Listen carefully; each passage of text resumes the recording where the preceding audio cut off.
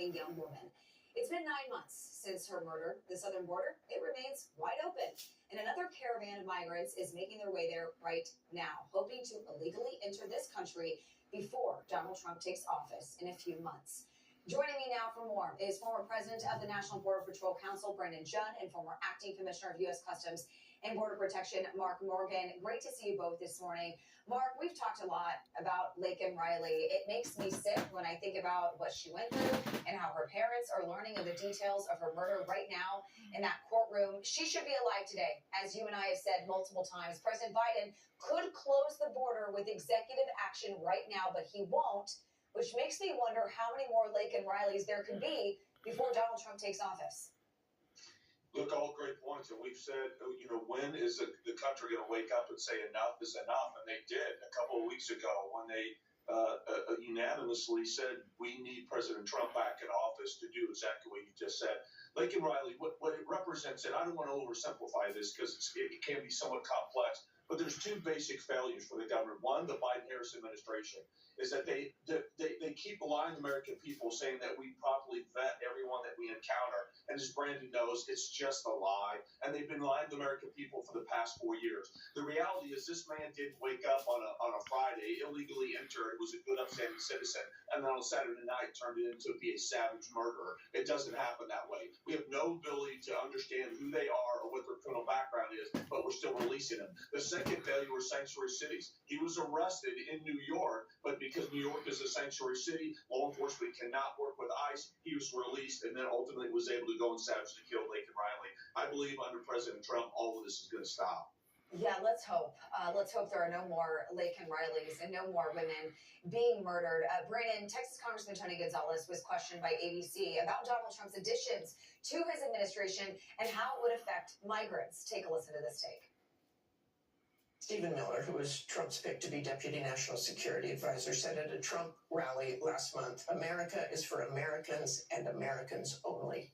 Your reaction? I mean, my reaction is there is a lot of people that are upset, and this American First movement is very real because they feel as if lots of Americans are doing all the things they're supposed to do, and somehow they're in the back of the line. Things are turned upside down. This is where we have to get to keeping all Americans safe, make it a country that all Americans are prosperous.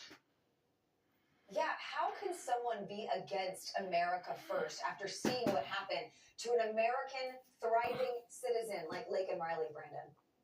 Yeah, it's really upsetting to see that individuals are pushing back against what we just voted for. We voted for Donald Trump because he's going to take these people out. But what's really frustrating, what should upset every single American, is to know that the cartels exploit the loopholes in our laws, knowing that they will bring people here and tell them exactly how they can get into the United States to be released. But when you look at a president of the United States that also exploits the loopholes of the laws for political purpose, the cartels, they exploit the laws for capital gains. The president of the United States, President Biden, he exploited loopholes in our immigration system so that he could gain political points with his base. What we have to have is we have to have Congress close all those loopholes.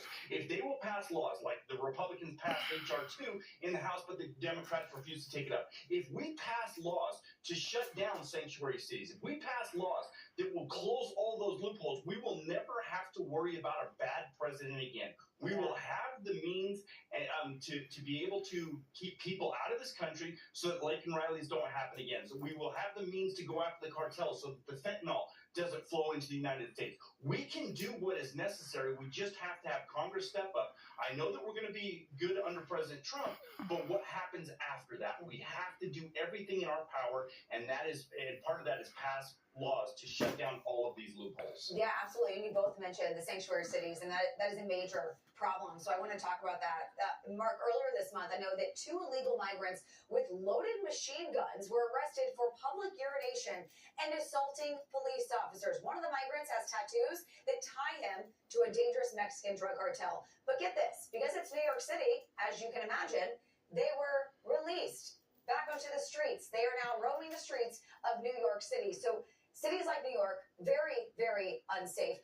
When will these sanctuary cities stop? When will there be an end to this?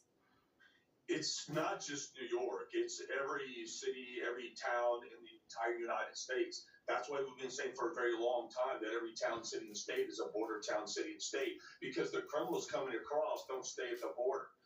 Again, Lincoln Riley is a quintessential example.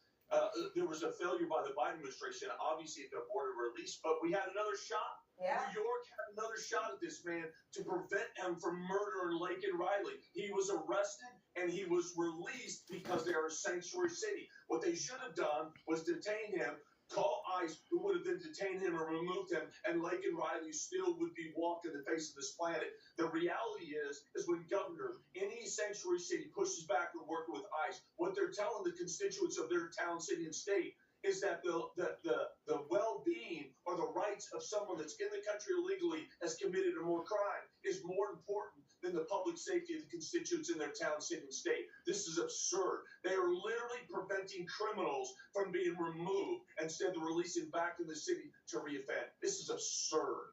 Yeah, I wish I could talk with you two all day about this because there's so much to get through, but we are out of time. Mark, Brandon, thank you both so much. Really appreciate your insight this morning. Good to be with you. Thank you. Well, plenty more to come here on Wake Up America. Coming up in a bit, we'll be joined by Jay Peterman himself, the actor John O'Hurley.